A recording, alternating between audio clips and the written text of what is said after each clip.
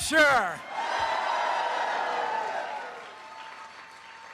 To Corky Messner, to former Senator Ayotte, Senate Leader Chuck Morris, Trump campaign co-chairs Representative Fred Doucette and future state Senator Lou Gargiulo, New Hampshire Republican Party Chairman Steve Stepanek,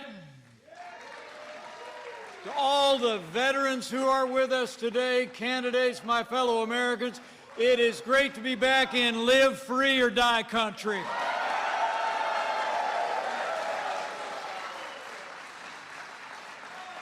And I got to tell you, to be here in the Granite State, just 42 days away from another great victory for the American people when New Hampshire and America vote for 4 more years of President Donald Trump in the White House.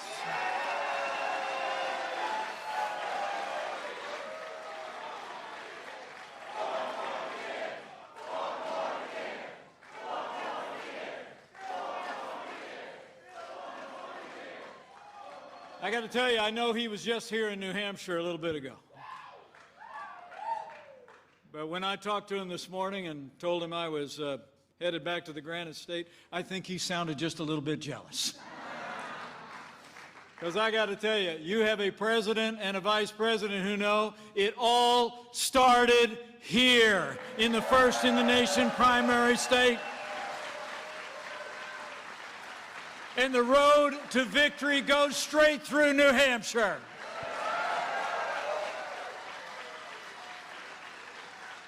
But thank you all for coming out today. It's a beautiful day and great to be with so many friends. And I'm especially grateful to be here with a successful businessman. I love you too, doggone it. Especially great to be here with a successful businessman. He left home when he was 17 years old. Went over to West Point, became an Army Ranger, served with distinction in uniform. He came home, studied the law, and now he's founded a firm that employs more than 300 people in 9 cities, and now he has stepped up to represent the state of New Hampshire and Washington, D.C. Would you join me in thanking the next great senator from the state of New Hampshire, Corky Messner?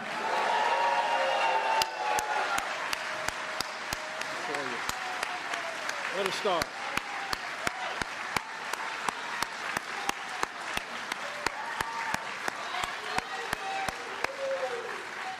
What a great guy.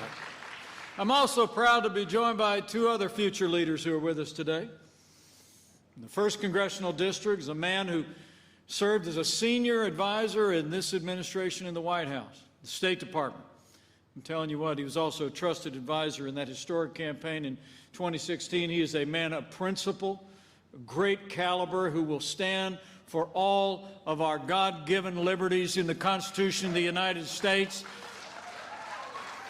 And in the 2nd District, you got a retired Army Air Force officer, from a military family who founded a veteran-owned business in Nashua. He's going to be a great voice for our national defense. Let me tell you, New Hampshire and America need you to send Matt Mowers and Steve Negrin to the United States House of Representatives.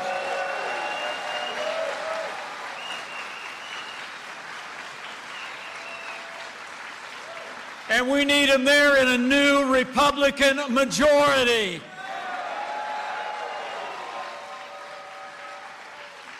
Thank you, guys. 2 great men, 2 great candidates, and it's an honor to be with them and to be with you, Corky. It's great to be here, though, folks.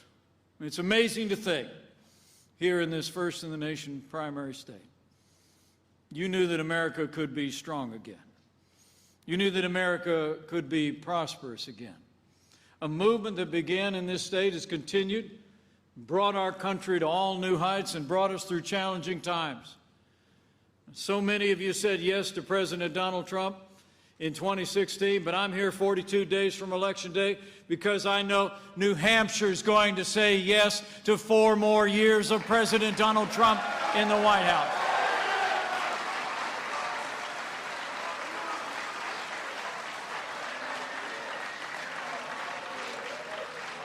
And it's because of what we've all done together. It's incredible. 4 years ago, we inherited a military that had been hollowed out by budget cuts, an economy that was struggling to break out of the slowest recovery since the Great Depression. Terrorism was on the march around the world, and we witnessed a steady assault on our most cherished values. But in 3 short years, we rebuilt our military. We restored the arsenal of democracy, and I got to tell you, as the father of a United States Marine and the father-in-law of a Navy pilot, I couldn't be more proud to be vice president for a president who stands so strong for the men and women of our armed forces and their families and our veterans.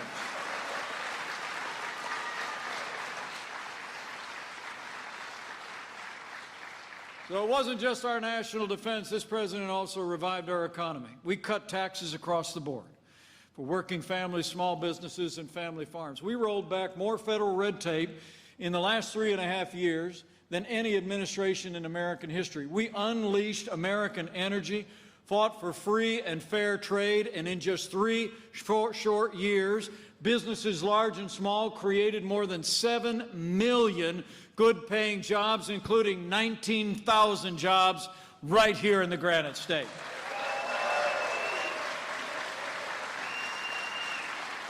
In those first 3 years, wages were rising at their fastest pace in more than 10 years, and they were rising most rapidly for hardworking blue-collar Americans. In the midst of all of that, more security, more prosperity, President Donald Trump has stood without apology for the sanctity of human life.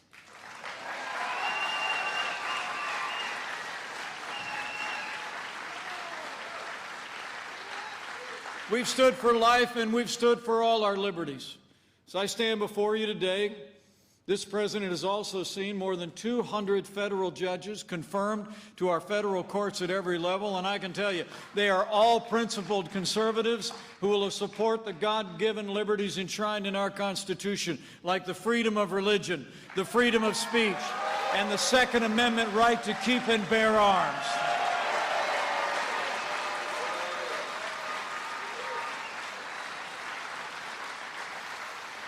Principal judges like Justice Neil Gorsuch and Justice Brett Kavanaugh. And let me take a minute. Let me take a minute to thank a former Attorney General and your former Senator who played a critical role in seeing our first nominee confirmed. She was there at Justice Neil Gorsuch's side every step of the way in our first year in office. Join me in thanking former Senator Kelly Ayotte for a great job for America. Thank you, Senator.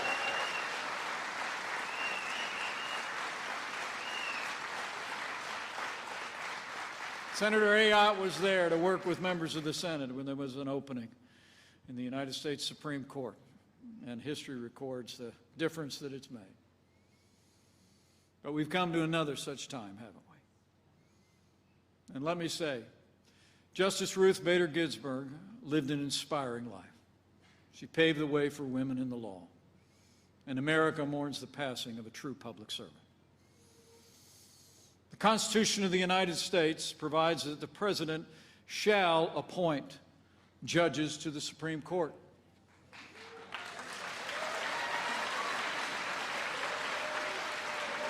And before the week is out, after we honor the life and memory of Justice Ginsburg, President Donald Trump will do just that.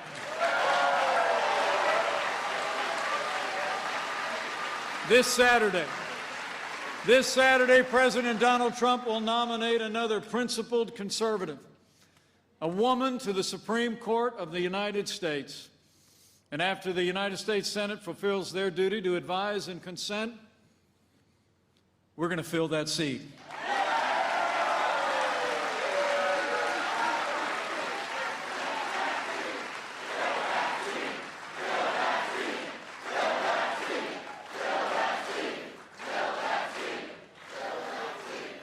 We're going to fill that seat. And we're going to do it. We're going to do it in election year, I promise you. You know, it's amazing to think since George Washington all the way through Barack Obama, there have been 29 vacancies during an election year on the Supreme Court of the United States. And on 29 occasions, the President nominated a judge to fill the seat on the Supreme Court. President Trump is going to do his duty, and we're going to have one more strong conservative on the highest court in the land.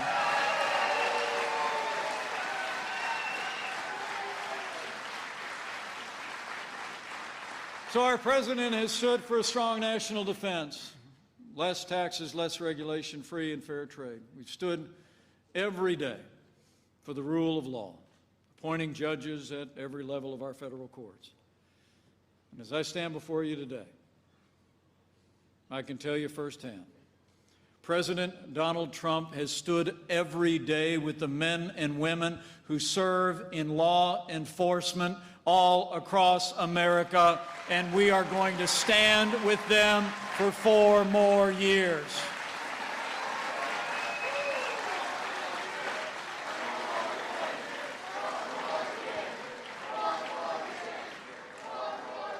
Now, President Trump and I know the men and women of law enforcement are some of the best people in this country. They put their lives on the line every single day. They literally count our lives more important than their own. And those who serve on the thin blue line of law enforcement deserve the respect of every American every single day.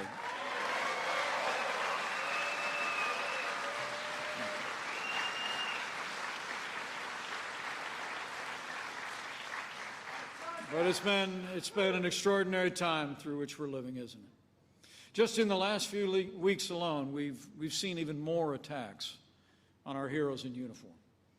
Last week, 2 gunmen attacked the home of 2 New Jersey police officers and their 10-day-old little girl. Investigators reported that the gunman pulled up to the front of their home and fired 6 rounds into the house. 2 bullets pierced through the front door. By the grace of God, thankfully, neither the couple nor their newborn baby were injured.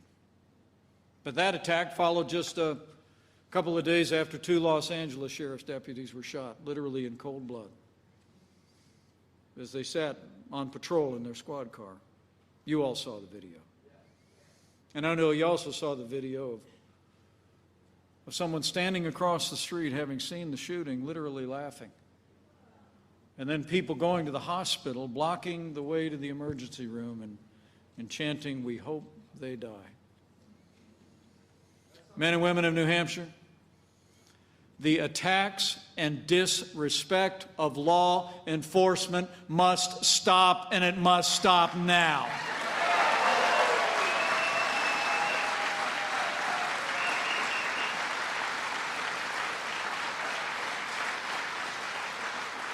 Now, President Trump and I will always support the right of Americans to peaceful protest, but rioting and looting is not peaceful protest.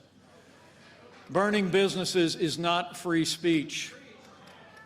Threatening or engaging in violence against innocent civilians or those in law enforcement will not be tolerated, and those who do so will be prosecuted to the fullest extent of the law.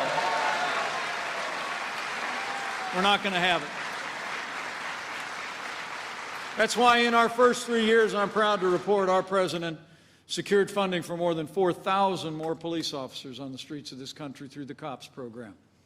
And in the wake of this summer's violence in major cities around America, President Trump took action. We launched Operation Legend. We deployed more than 1,000 federal law enforcement officers to work hand in glove with county and state and local law enforcement in the cities that have been impacted. And I have to tell you, we've already seen the arrest of more than 2,500 violent protesters in cities across America. We are going to have law and order in every city, in every state, in America for every American of every race and creed and color. So help us God.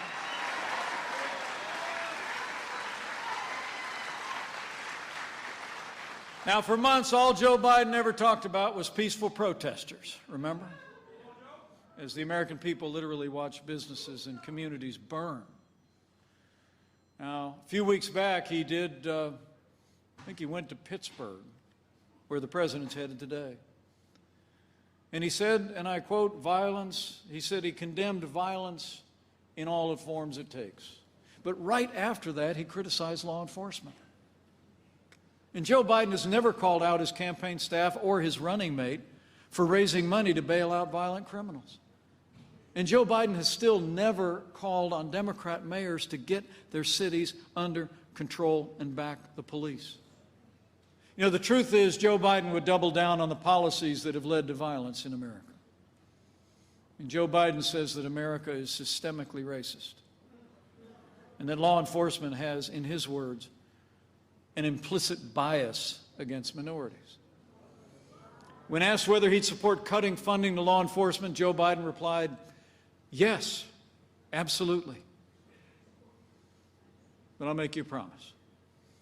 Under President Donald Trump, we are going to stand with those who stand on the thin blue line. We're going to back the blue, and we're not going to defund the police, not now, not ever.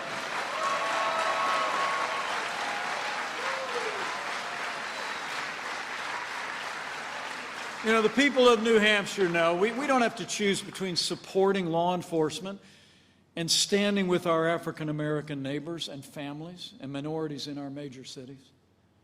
I mean, from the first day of this administration, we've been standing with the men and women on the thin blue line, and we've been expanding educational opportunities and economic and job opportunities and public safety for all of the families in our major cities. So men and women, I'll tell you what. We're going to keep standing with law enforcement. We're going to keep standing with our African-American neighbors, and we're going to keep standing for 4 more years.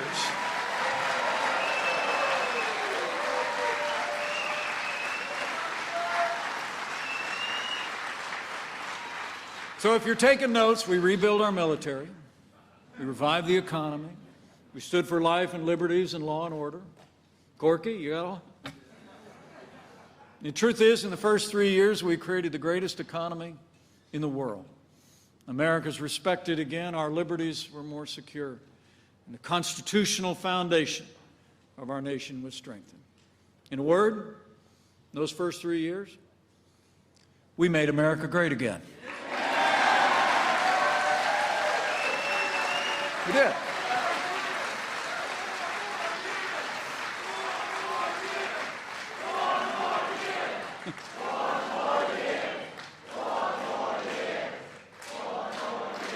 Just amazing what we accomplished together in the first 3 years.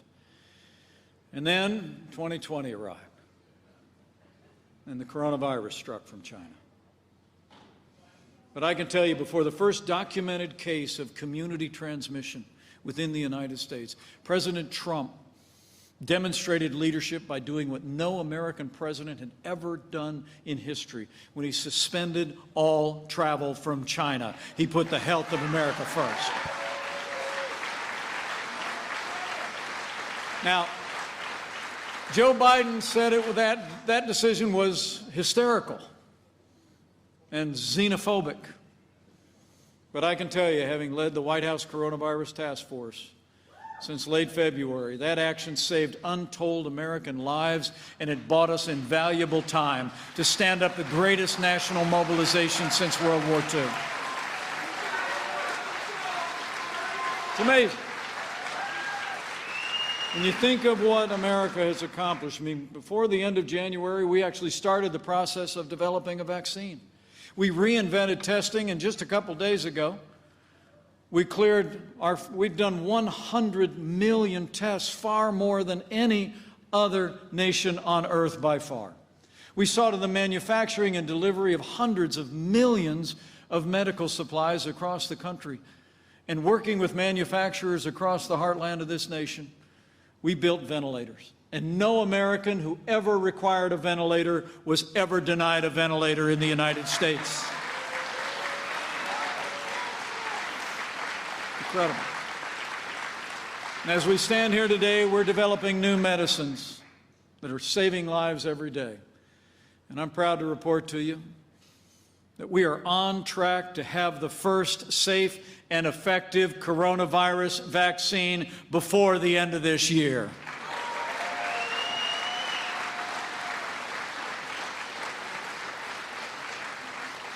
We're slowing the spread. We're protecting the vulnerable. We're saving lives and developing life-saving medicines. And that's a testament to the strength and resilience of the people of this country and the people of this great state. It's also a testament to the incredible commitment of our doctors and nurses and healthcare workers and first responders who deserve the admiration of every American. You have our thanks.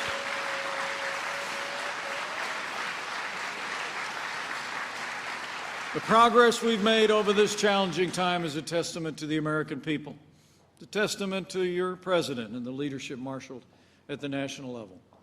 But it's also a testament to the partnership that we forge with states all across the country.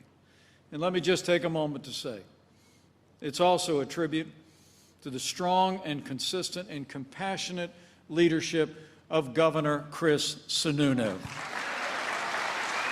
He's led this state through a challenging time,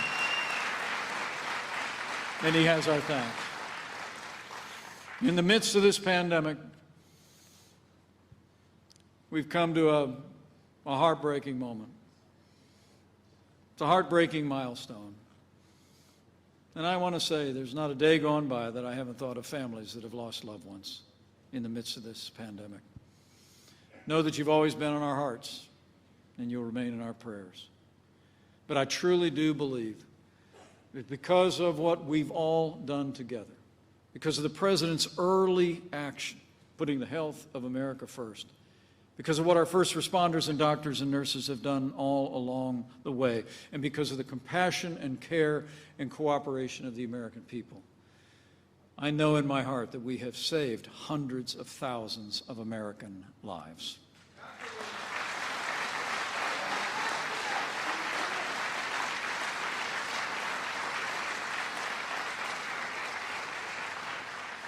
And in the midst of this pandemic, we've also focused on the impact on families. Early on, President Trump made it clear we were going to do whatever it took to get families and businesses through this challenging time. We worked with leaders in Congress in both parties, secured more than $4 trillion in direct support to American families, and we created a Paycheck Protection Program that saved 50 million American jobs. So we're going to continue to put the health of America first. We're going to continue to put the health of America first, I promise you, until we reach that day that we have that vaccine and we put this coronavirus in the past. But I'm proud to report to you that because of that strong foundation we poured in our first 3 years, and because of the unprecedented aid that the President was able to secure for families and businesses, after losing 22 million jobs at the height of this pandemic, we've already seen 10.6 million Americans go back to work, including 59,000 Americans right here in New Hampshire.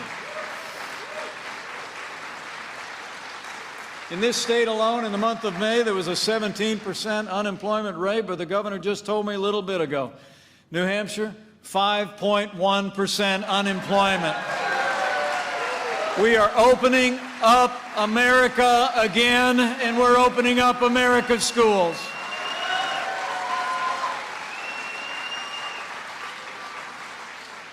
So the choice in this election has never been clearer. The stakes have never been higher. And I'm grateful that you all came out today so we could talk about that choice. Because I need you to leave here today, and I need you to talk about the choice people are facing here in New Hampshire. We came real close in 2016 in the Granite State. But I know the people of New Hampshire, where you believe that you live free or die, we're going to stand for freedom. We're going to deliver New Hampshire for 4 more years for President Donald Trump. But you got to get out and tell the story.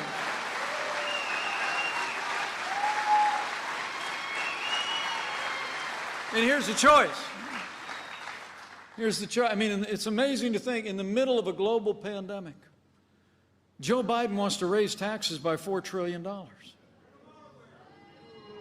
President Trump, we cut taxes across the board for working families and businesses, and we're going to keep cutting taxes for 4 more years. That's the choice.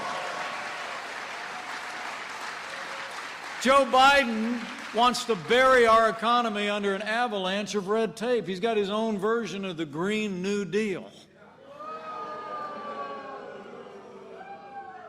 President Trump, we actually signed more laws cutting federal red tape than any administration in history, and we're going to keep on chopping for 4 more years. Joe Biden is for open borders, sanctuary cities, free lawyers, and health care for illegal immigrants. President Donald Trump made record investments in our border security. Mexico's doing more to secure our border and theirs than ever before, and we've already built 300 miles of that border wall on the southern border of the United States. And with 4 more years, we're going to build it all.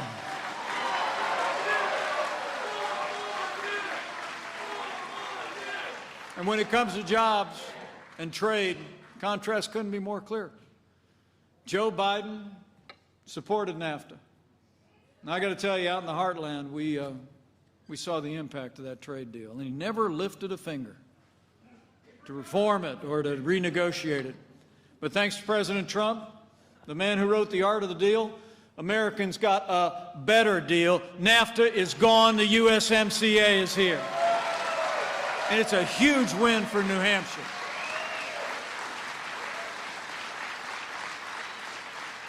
You know, when we came into office, half of our international trade deficit was with one country, the People's Republic of China. I mean, $500 billion a year lost in a trade deficit. For decades, Joe Biden's been a cheerleader for communist China. President Trump, he put China on notice from day one and said the era of economic surrender is over. From early on, our president used his authority. We imposed tariffs on China. We stood strong for American private property. Do you know Joe Biden actually wants to repeal all of the tariffs President Trump put into effect that are leveling the playing field for American workers? But I'll make you a promise. President Donald Trump is going to continue to stand strong against China's trade abuses. We're going to put American jobs and American workers first until China opens their markets and respects private property of Americans.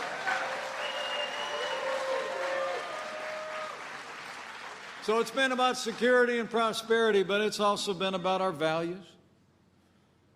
And it's amazing to think. Throughout his career, Joe Biden was one of those Democrats that said while he supported abortion rights, he didn't support taxpayer funding of abortion. He voted consistently for what's known as the Hyde Amendment that prevented taxpayer dollars from being used here at home for abortion. But it was about a year ago, Joe Biden abandoned his historic opposition to taxpayer funding of abortion. And now Joe Biden supports taxpayer funding of abortion all the way up to the moment of birth. Well, President Donald Trump has stood strong for the Hyde Amendment. We'll stand strong to oppose taxpayer funding of abortion at home or abroad. And President Donald Trump will be the most pro-life president in American history for 4 more years.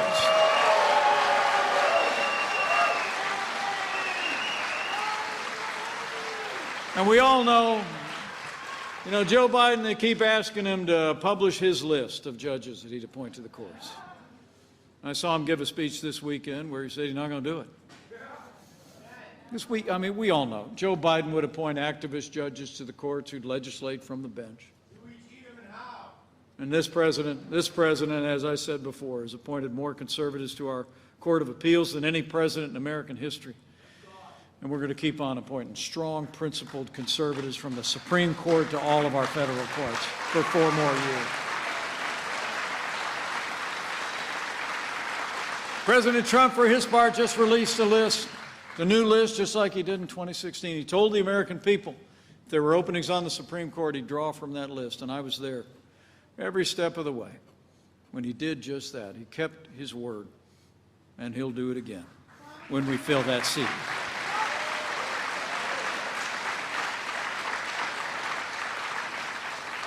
So I want to thank you all for coming out today. I really do. I hope you can hear. I hope you can hear how clear this choice is.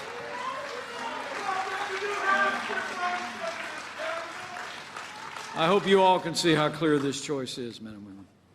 I mean, the truth of the matter is that we got 42 days to keep America headed on the right track, because we know what they'll do. I mean, they're driving to not only hold the House, but they're trying to win the Senate and win the White House. I said before, the stakes have never been higher, the choice has never been clearer. Now, Joe Biden at his national convention said that democracy is on the ballot. Remember that? Well, I can tell you, I think our economic recovery is on the ballot. I mean, think about it. As our economy is standing back up after the worst pandemic in 100 years to strike our nation, I mean, who do you want in the White House? Someone who presided over the slowest economic recovery since the Great Depression, or a proven job creator in the White House for 4 more years? Our economic recovery is on the ballot.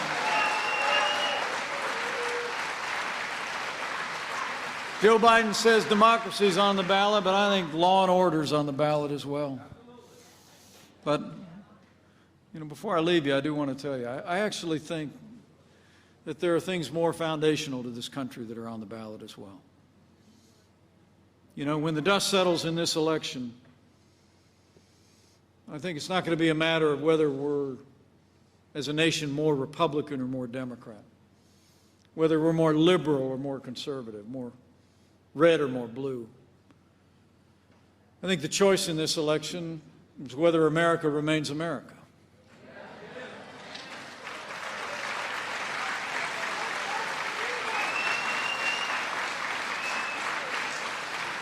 It's whether we're going to chart a course for our children and grandchildren that is grounded in our highest ideals of freedom and free markets and personal responsibility and individual liberty, or whether we're going to take that hard left turn that Joe Biden and the radical left would have us take down. So I got to tell you, New Hampshire, we got to decide right here and right now that Joe Biden will never be president of the United States. We're going to re-elect President Donald Trump for 4 more years.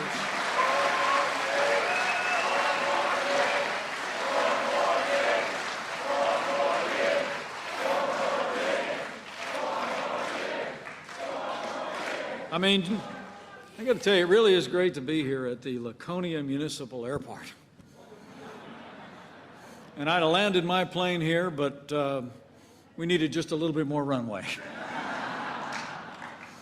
But I'm grateful that you came out. But you know, I got to tell you, I hope you leave here today and tell the story of what you've heard today. See, I was out at Laconia Airport. I ran into Mike. And he was talking about the choice we face. Just tell him I said 4 more years means more jobs. Tell him I said 4 more years means more support for our troops. 4 more years means more judges. And you tell him I said I think it's going to take at least 4 more years to drain that swamp.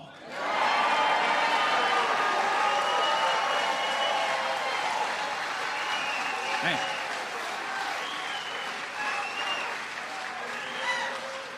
Got 42 days to go,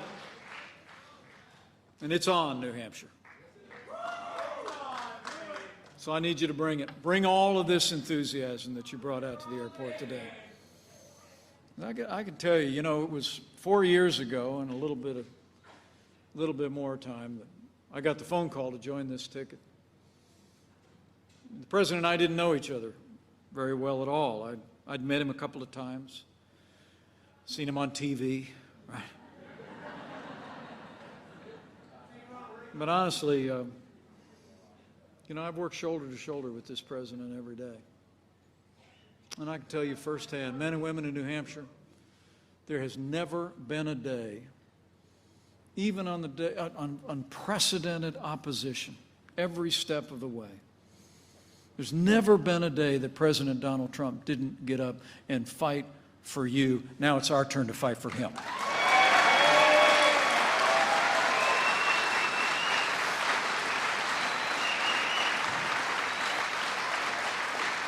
And I know you will. The President and I both know the strength of this country isn't found in the marbled halls of Washington, D.C. It's found in places like Laconia.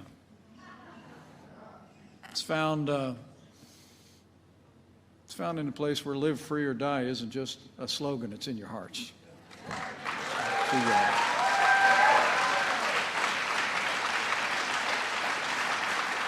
It's found in the timeless words of New Hampshire's own Daniel Webster,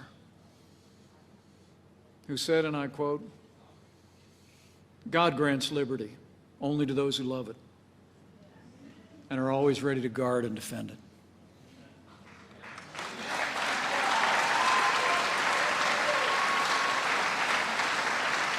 And so that's what I'm challenging you to do, because I really do believe that freedom's on the ballot in this election. I believe it with all my heart.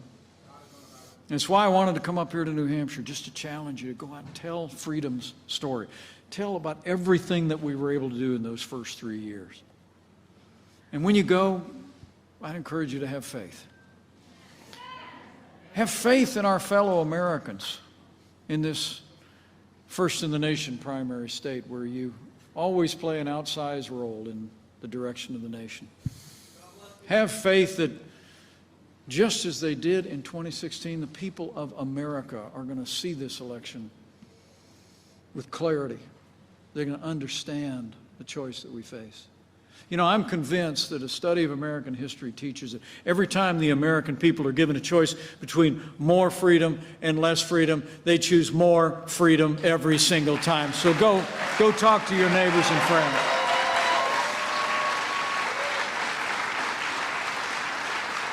And finally, in these times of great challenge in the life of our nation,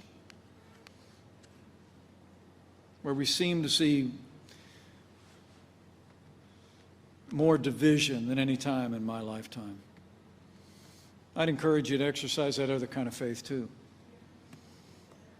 If you're of a mind to bow the head or bend the knee from time to time, I'd encourage you to do that too. And on this one, I'm